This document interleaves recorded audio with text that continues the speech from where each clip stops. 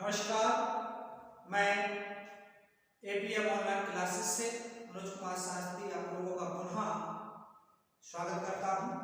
जैसा कि हमने कल अपने पाठ्यक्रम के अनुसार पढ़ा था भारतेंदु हरिश्चंद्र योग। भारतेंदु हरिश्चंद्र का हिंदी काव्यधारा में क्या योगदान रहा है, उनकी जो जीवन है, जो आधुनिक हिंदी काव्य में उनका योगदान है। आधुनिक हिंदी काव्य में जो उन्होंने अपने जीवन से, अपने अनुभव से, अपने क्रियाकलापों से, अपने काव्य से, अपने ग्रंथों से, नाटकों के माध्यम से जो भी हिंदी काव्य धारा, हिंदी साहित्य को योगदान स्मरणीय है, उनका योगदान कभी भूला नहीं जाएगा। और उनका जो जीवन काल है 1850 ईस्वी से 1835 ईस्वी में जो उन्होंने अपनी रचनाओं को, अपने काव्य को, अपने एकांकी नाटकों के माध्यम से हमारे कलाकृति को, हमारे साहित्य को, हमारे काव्य को जो योगदान दिया था वो हम आपको पढ़ा चुके थे कल। और उसमें एक मुख्य हेडिंग या लेख बचा हुआ था श्रृंगारता। अर्थात श्रृंगारता से कवियों का ये महत्व था कि जो नायक है और नायिका है, नायक और नायिका का जो प्रेम है, उस प्रेम से जो उनके मन के अंदर भाव जागृत होते हैं, अर्थात जो उनके मन को प्रफुल्लित करता है नायक और नायिका को, वह श्रृंगारता अर्थात श्रृंगार रस के श्रेणी में, श्रृंगार रस के क्रम में रखा जाता है। और इसमें भगवान कृष्ण और राधा को नायक और नायिका के रूप में इस श्रृंगारता में रखा है। तो अब इसके बाद हम चलते हैं, आज नया आपका अध्याय है द्विवेदी योग एवं नामकरण। द्विवेदी योग एवं नामकरण। द्विवेदी योग का कब से, किसके नाम से द्विवेदी योग प्रचलित है, द्विवेदी योग किसके नाम से जाना जाता है, और द्विवेदी योग में क्या क्या हिंदी काव्य के बारे में, हिंदी साहित्य को क्या क्या द्विवेदी योग में किस कवि ने अपने माध्यम से क्या योगदान दिया है, ये सब आज हम आपके इसमें द्विवेदी योग में पढ़ेंगे। तो मेरे पास आप सभी लोगों से पुनः आग्रह है कि आप एपीएम ऑनलाइन चैनल को सब्सक्राइब करें, शेयर करें और लाइक करें। चलते हैं द्विवेदी युग की तरफ। द्विवेदी युग का नामकरण, द्विवेदी युग किसके नाम से प्रारंभ हुआ?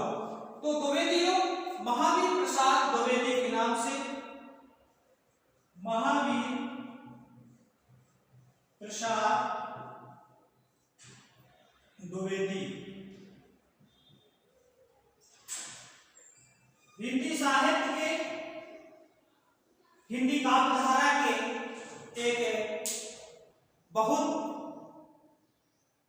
जिसका योगदान हिंदी साहित्य में भूला नहीं जाएगा, महावीर प्रसाद द्विवेदी, इनका हिंदी साहित्य में बहुत बड़ा योगदान है। और इन्होंने द्विवेदी युग में अपने जीवन में हिंदी साहित्य की जो दशा देखी, दिशा देखी कि किस दिशा से, किस समाज में किस तरह से हिंदी साहित्य का बिल्कुल वर्तमान था जो वो समाप्त हो गया है। उसी के आधार पर इन्होंने 1903 ईस्वी में सरस्वती नामक पत्रिका का संपादन किया। ये 1903 ईस्वी में महावीर प्रसाद द्विवेदी ने सरस्वती नामक पत्रिका का संपादन कार्य किया। और इन्होंने अपनी रचनाओं में ब्रज भाषा को त्याग कर खड़ी बोली का प्रयोग किया।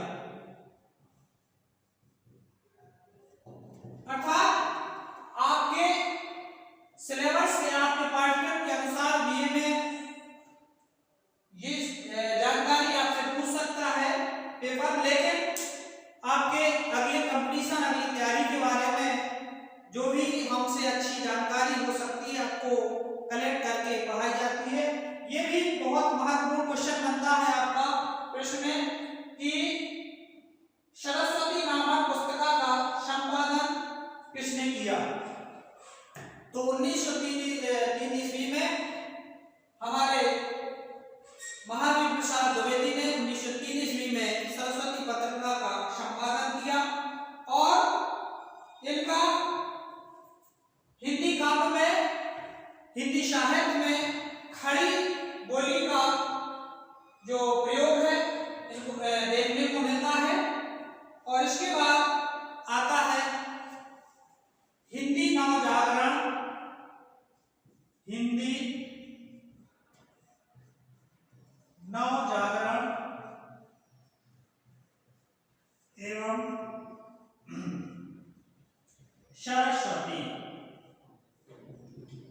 हिंदी नवजागरण एवं सरस्वती।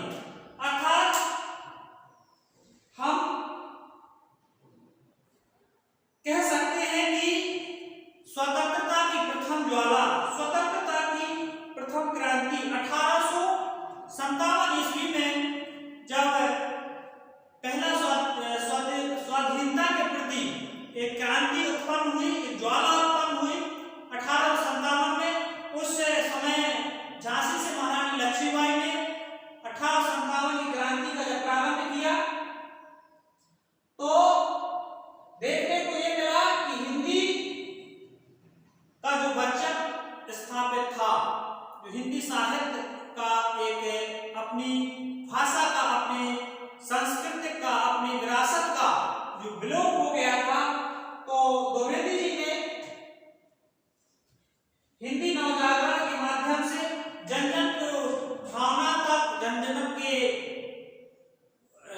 समाज तक, जन जन की एक प्रति अपनी जो हिंदी साहित्य के लिए एक अलग जगाना हुआ, एक अलग एक प्रकार का ये समझ लीजिए कि एक इनका जो प्रयास था कि हर घर में, हर समाज के तबके तक हिंदी साहित्य का एक उदय हो और हिंदी साहित्य से समाज के प्रति जो जागृति उत्पन्न होगी उससे, अर्थात हिंदी के माध्यम से ही हम व्यक्तियों को, समाज को एक बंधन में, अपनी मातृभाषा में, अपने राष्ट्र को नमन करते हुए उसको गठजोड़ में ला सकते थे।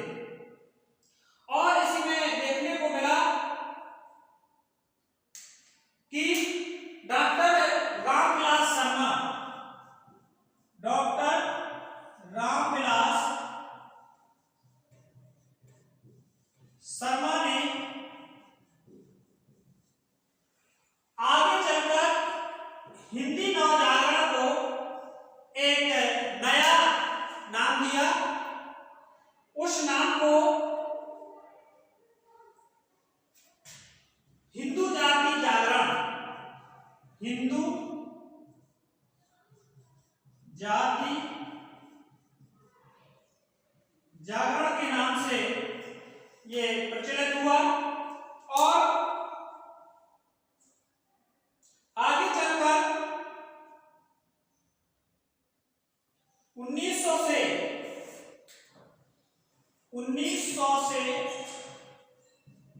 1903 ईस्वी ये महत्वपूर्ण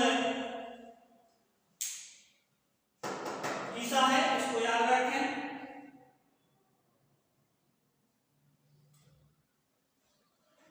1900 से सरस्वती पत्रिका का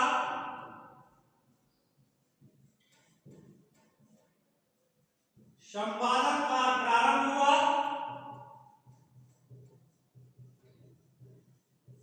संपादन का प्रारंभ हुआ और इसी के ठीक बाद 1903 ईस्वी में इसका संपादन कार्य हमारे आचार्य महावीर प्रसाद द्विवेदी को दे दिया गया। देखिए इसमें एक प्रश्न यह बन के आता है आपका कि सरस्वती पत्रिका का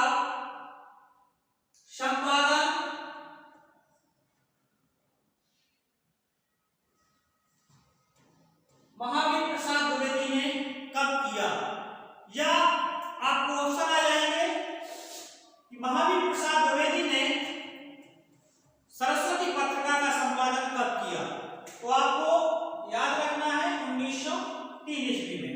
अब आता है द्विवेदी युग की काव्य प्रवृत्तियां। द्विवेदी युग की काव्य प्रवृत्तियां।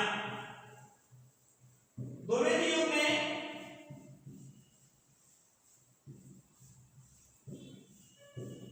महावीर प्रसाद द्विवेदी के जो काव्य हैं, जो उनकी रचनाएं हैं,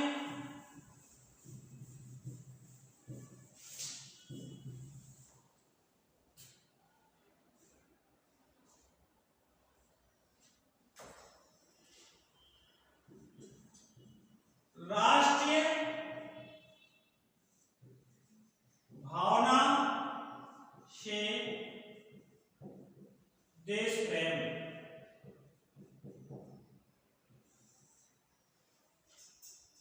इनकी काव्य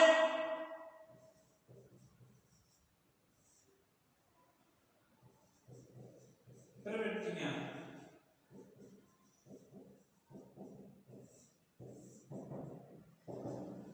राष्ट्रीय भावना से देश प्रेम अर्थात जो राष्ट्र की भावना है, जो राष्ट्र की प्रति इनकी जो भावना थी, उसमें देखने को मिला है कि इनको देश से प्रेम था। देश के प्रति ये सजग थे कि हिंद जो हमारा देश है, वो देश के प्रति हम किस तरह से समाज में एक भावना जागृत करें कि जो सभी समाज के वर्ग के अंदर देश के प्रेम हो, देश प्रेम की भक्ति जागृत हो, जिससे जो हमारा देश परधीनता में जकड़ा हुआ है, उससे हम आजाद हो सके। अगला आता है नैतिकता एवं आदर्शवाद।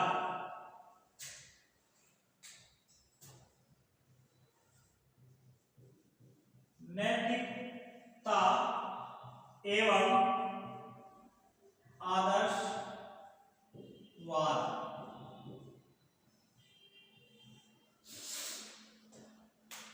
देखिए, जो भी कवियों ने अपने लेखकों में, अपने काव्य में, अपनी रचनाओं में जो भी रचना की है, उसमें कहीं ना कहीं उनको ये देखने को मिली उनकी रचनाओं में कि देश के प्रति सभी कवियों ने एक ऐसा काव्य सजो के हमारे सम्मुख रखा है। या तो वीर रस में कविता रची, वीर रस की कविताओं से रचने से ये देखने को मिला है कि जो हमारा देश जब गुलाम था, स्वाधीनता की लड़ाई के अग्रसर था, उसमें वीर रस की कवियों ने वीर रस की कविताओं का निर्माण करके, ना कि राज दरबारों में जो कविताएं पढ़ी जाती थी, राजाओं के मन के लिए बहलाने के लिए उन कविताओं का निर्माण किया जाता था, उन कवियों ने उन कविताओं को बंद करके, उन कविताओं को निराधार करते हुए अपने देश के प्रति जो कविताएं रची, उसमें वीर रस की कविताएं और राष्ट्रीय भावना से जागृत देश प्रेम के लिए कविताएं, नैतिकता एवं आदर्शवाद के लिए कविताएं। आदर्शवाद क्या होता है? आदर्शवाद शब्द वो है जो हम बिना किसी के, बिना अस्त्र शस्त्र के, बिना किसी को बुरा कहने से, ना किसी को हम अहिंसा करने से, अर्थात हम एक आदर्शवादी, एक सरल तरीके से, एक साधारण मनुष्य की तरह अपने देश के प्रति जो हम कर्तव्य निर्वहन करते हैं, जो हम अपने देश के प्रति नैतिकता का आधार रखते हैं, वो हमारे काव्यगत प्रवृत्तियां इसमें देखने को मिला है। अगली है आपकी प्रकृति चित्रण। प्रकृति चित्रण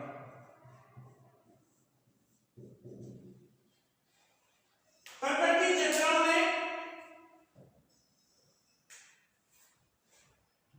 श्रीधर त्रिपाठी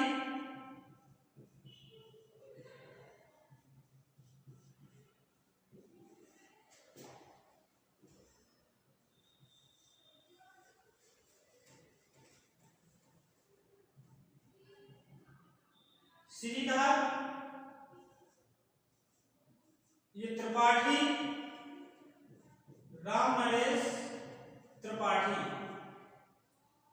इन्होंने जो अपनी कविताओं में प्रकृति का वर्णन किया है, प्रकृति की सुंदरता का वर्णन किया है कि हमारे देश की जो प्रकृति है, जो रम्य रूप है, चित्रण किया है अपनी रचनाओं में, वो एक बहुत ही सुंदर तरीके से कलाकृतियों के माध्यम से, और प्रकृति को मानो इस तरह से रूप दिया है कि जैसे कि यहाँ पर जो प्रकृति हमारे देश की है, हमारे राष्ट्र की प्रकृति है, प्रकृति का मतलब होता है जो प्रकृति से प्राकृतिक रूप से हमको प्राप्त हुआ हो, झरने हैं, तालाब है, पहाड़ है, पेड़ है, ये हमको प्रकृति की सुंदरता हमारे देश की जो है वो श्रीधर ने और राम नरेश त्रिपाठी जी ने बहुत ही मनोहारी दृष्टि से किया है। अगला है सामाजिक समस्याओं का चित्रण। अगला है सामाजिक समस्याओं का चित्रण। इसमें देखने को मिला द्विवेदी युग में सामाजिक समस्या क्या है, सामाजिक समस्या चित्रण क्या देखने को मिला। सामाजिक समस्या चित्रण में ये अर्थ होता है कि हमारे समाज में किस प्रकार की बुराइयां हैं, समाज में किस प्रकार की समस्या उत्पन्न है, समाज में किस प्रकार का व्यवहार दूसरे के साथ होता है, जैसे छुआछूत की विडंबना, नारी की दुर्दशा, बाल व्यवहार, ये सभी जो समस्याएं हैं वो हमारे समाज की समस्याओं की ओर दिशा निर्देश करती है। अगला आता है अनुदित रचनाएं। अनुदित रचनाएं, अनुदित रचनाओं का तात्पर्य है कि जो हिंदी साहित्य से, हिंदी काव्यधारा से अलग, जैसे अंग्रेजी और बांग्ला भाषा में, अंग्रेजी भाषा में जो कविताओं का संस्कृत में जो रचनाएं की जाती हैं कवियों के द्वारा, उनको अनुदित रचनाएं कहते हैं। जैसे संस्कृत में, बांग्ला में और अंग्रेजी में अपनी भाषा से अलग जो रचनाएं की जाती हैं वो अनुदित रचनाओं में कवियों के द्वारा प्रस्तुत की गई। और काव्य रूप की विविधता, काव्य रूप की विविधता, अर्थात काव्य रूप को किस किस प्रकार से बांटा गया है। जैसे हम किसी महाकाव्य की रचना करते हैं, महाकाव्य की, कोई भी महाकाव्य की रचना की कवि ने, महाकाव्य की रचना करने में जो हमको उनके भावों को डिवाइड करते हैं, अर्थात कि कहां पर कौन सा प्रसंग आता है, उन प्रसंगों को हम खंड काव्य में बांटते हैं। खंड काव्य, एक एक खंड काव्य के निर्माण से महाकाव्य का निर्माण होता है।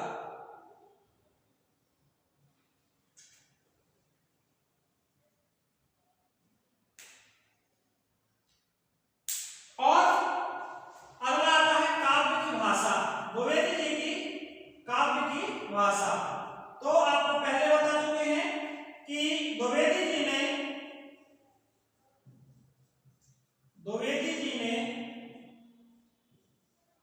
ब्रज भाषा को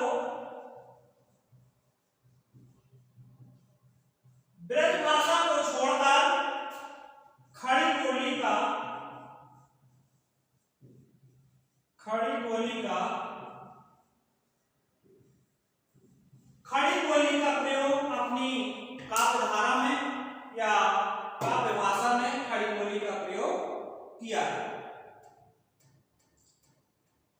और अगला है छंद। द्विवेदी जी ने छंद, तो दोहा, सवैया, द्विवेदी जी के छंद हैं रोला, चौपाई इत्यादि। द्विवेदी जी ने अपनी कविताओं में निम्नलिखित दोहा, सवैया, रोला, छंद का प्रयोग अपने काव्य जगत में किया है। और द्विवेदी युग का महत्व, द्विवेदी युग का महत्व। देखो बच्चों, आपको पुनः एक बार मैं अवगत कराना चाहता हूं कि द्विवेदी जी ने अपने कार्यकाल में, अपने काल में, अपने लेखन के समय में हमारे समाज को, हमको, हिंदी काव्य धारा को बहुत कुछ प्रदान किया है। इन्होंने 1903 ईस्वी में सरस्वती नामक पत्रिका का संपादन किया, जो हमारी भारत की, हमारी संस्कृति, हमारी सभ्यता की, जो गुलामी के समय पर हिंदी साहित्य का विलुप्त काव्य हो गया था, उसको उन्होंने अपनी भाषाओं से, अपने काव्य जगत से, अपने राष्ट्रभक्ति की भावना से, अपनी नैतिकता से, प्रकृति चित्रण, सामाजिक समस्याएं, छंद, तमाम प्रकार से जो भी इनकी रचनाएं हैं, जो भी इनका ग्रंथ है, जो मैंने आपको बता दिया है, उसके माध्यम से इन्होंने हमारे समाज को, हमारे हिंदी साहित्य को, हिंदी काव्यधारा को बहुत कुछ प्रदान किया है। एक बार पुनः आप लोगों से कहना चाहता हूं कि हमारी चैनल एपीएम ऑनलाइन क्लासेस को आप सब्सक्राइब करें और वीडियो को ज़्यादा से ज़्यादा